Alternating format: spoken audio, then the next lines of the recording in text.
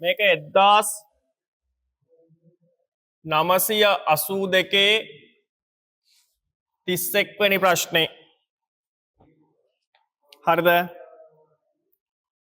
පරිපථයක සම්බන්ධ කර ඇති කෝෂයක අග්‍රතර විභවාන්තරය සෑම විටම කෝෂයේ විද්‍යුත්ගාම බලයට වඩා අඩුය. සෑම විටම අඩුයි කියන එක වැරදිනේ. අඩු වෙන්නේ මොන අවස්ථාවේ විතරයිද? සෑම විටම අඩුයි කියන එක වැරදි. එක වැරදි. අඩු වෙනව එකම එක අවස්ථාවකදී විතරක්. කොතනද? R අසමානයි බිඳුව වන කෝෂයක් විසර්ජනය වන විට. විසර්ජනය වන විට අන්න අඩු වෙන එකම එක අවස්ථාවයි තියෙන්නේ. සෑම විටම කෝෂයේ විද්‍යුත්ගාම බලයට වඩා වැඩිය. දෙකත් වැරදි.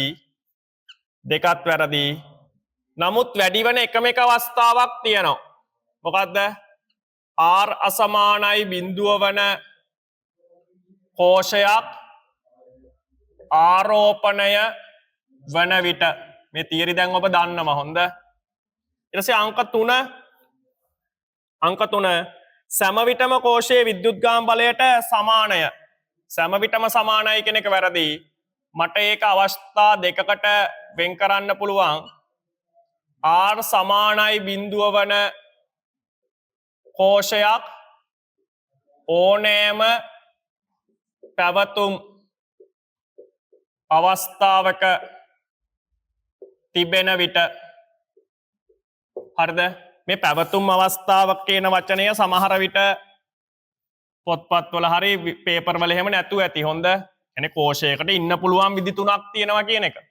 ඒක ලොකුවට හිතන්න ඕන වචනයක් නෙවෙයි. හොඳ.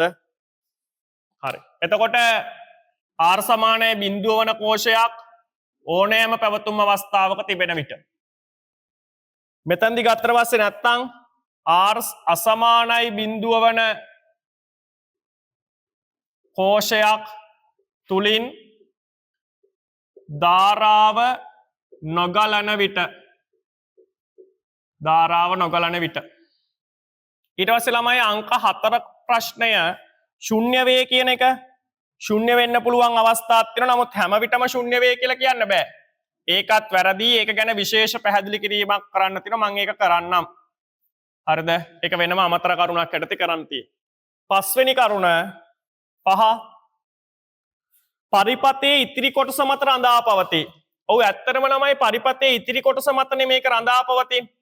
දැන් විශේෂයෙන් මෙතන මේ ගාන අණුව ගත්තට පස්සේ අපිට අභ්‍යන්තර ප්‍රතිරෝධය ශුන්‍ය නොවන කෝෂයක් ගැන තමයි හිතන්න වෙන්නේ.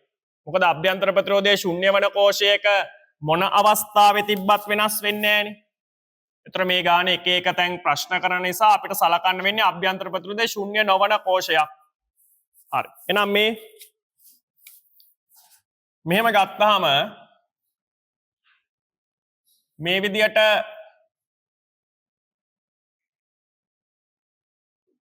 කෝෂයක් තියෙනවා නම් මේ කෝෂේ මම මෙන්න මෙතන මෙහෙම කොටුවක් ඇඳලා දානවා. මෙතන කියලා තියෙන්නේ මොකද්ද? අපිට කියලා තියෙන්නේ ඉතිරි කොටස. පරිපථයේ ඉතිරි කොටස. එහෙනම් ඔන්න ඔහොම. මෙතන මම දානවා මේකෙදි E මේක R. එතන මේ ඉතිරි කොටස මත ළමයි මේක අවස්ථා තුනකට බෙදෙන්න පුළුවන්නේ.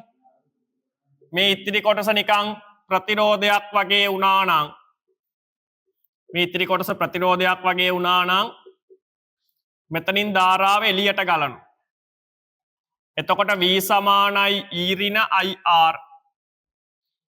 මේ ඉතිරි කොටස වෙන ලොකු කෝෂයක් වගේ වුණා නම් ප්‍රතිරෝධයකුත් එක්ක වෙන කෝෂයක් වුණා කියලා හිතන්න. ප්‍රතිරෝධය අනිවාර්ය නෑ. කොහොම වුණත් මෙයා ටිකක් ලොකු කෝෂයක්. අපි කලින් තියරි පන්තියේදී යන්නේ රූප. එහෙනම් මෙතනදි ගත්තට පස්සේ මේක ER මෙතනින් ධාරාව මෙහෙම ඇතුළට ගලනවා වෙන්න පුළුවන්. එතකොට මෙතන කෝෂයේ අග්‍රතර විභවාන්තරය V සමානයි E ධන IR. මෙතනදී V කුඩායි ඊට වඩා, මෙතනදී V විශාලයි ඊට වඩා. ඊට පස්සේ මේ ඉතිරි පරිපථ කොටස සමහර විට පරිපථයේ බිඳී යාමක් වෙන්න පුළුවන්. සමහරට දාරිත්‍රකයක් වෙන්න පුළුවන්. මේ ඉතිරි කොටස දාරිත්‍රකයක් වෙන්න පුළුවන්. දාරිත්‍රක හරහා කෝෂ වලින් සරල කෝෂ වලින් ගලා යන ධාරා යන්නේ.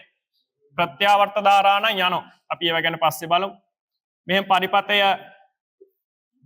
විවෘත තත්ත්වය ඔහොම තියෙන්නේ. එහෙනම් මෙතනින් ධාරාවක් ගලන්නේ. එතකොට මොකද වෙන්නේ? v සමානයි e වෙනවා. එහෙනම් මේකේ උත්තරේ වෙන්නේ පරිපථයේ ඉතිරි කොටසමක් තමයි මේක රඳා පවතින.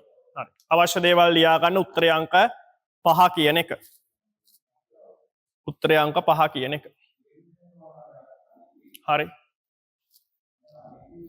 අවශ්‍ය දේවල් තියෙන ඉක්මනට සටහන් කරගන්න. ඊට පස්සේ මේකේ 4 වෙනි උත්තරේ ටිකක් පැහැදිලි කරන්න තියෙනවා. අමතර කරුණක් ඒක.